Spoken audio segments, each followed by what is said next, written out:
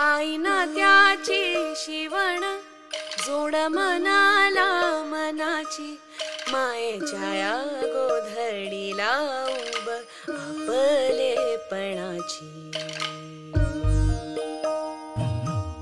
आईला खाखल घर शोभा रोजाती सणाची, दारादारातली नक्षी जणू आपलेपणाची.